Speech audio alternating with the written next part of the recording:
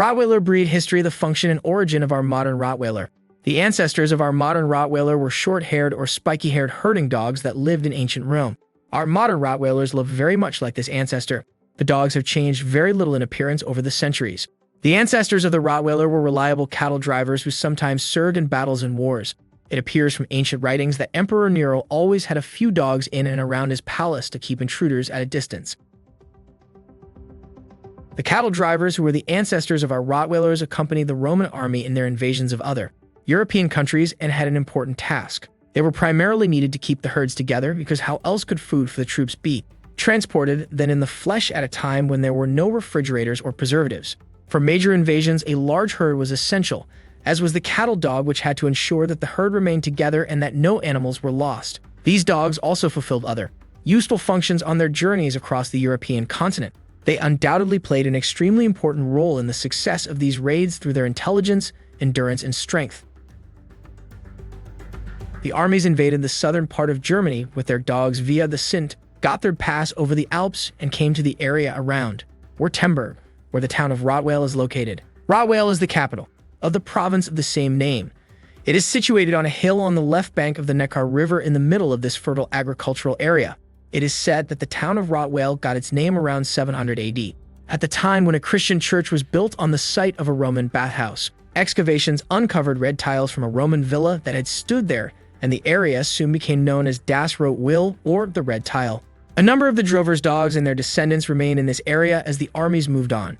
Because of its central location, Rottweil became an important trading center and market town, where farmers and herders came to sell their produce. Here, too, strong, intelligent dogs with stamina were needed, not only for driving the herds, which sometimes had to travel considerable distances, but also to protect the traders themselves. On the return journey, their money bags were better protected from thieves who might encounter them on these lonely routes when they were tied to the collar of a large, strong dog than when they were carrying them themselves. As Rottweil became more famous as a trading center, the number of butchers, farmers, and cattle dealers who came to Rottweil increased, and interest in the culture grew. Visitors and locals alike saw the merits of the butcher dogs and began to breed them with the intention of improving and preserving their characteristics.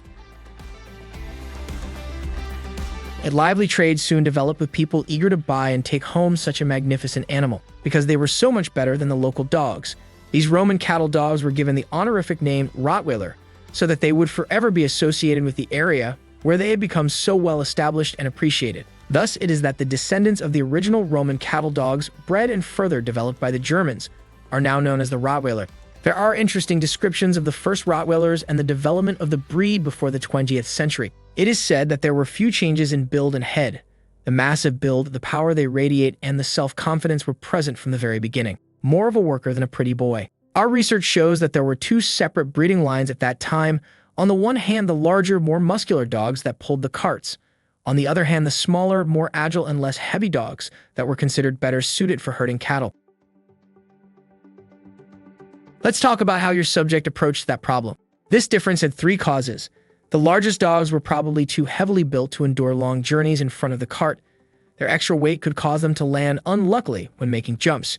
And because they were larger, there was a chance that they would bite the cattle in the shoulder or buttock instead of the heel while driving, which could injure the cattle and thus bring in less money. The two varieties were bred side by side as separate strains. With the smaller dogs, only performance was taken into account without attention being paid to appearance. In this strain, the white markings that are undesirable according to the current standard also occurred. White collars, white chest spots, white markings, or white feet.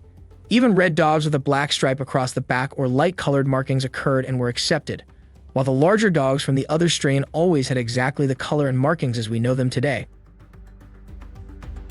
Thanks for watching.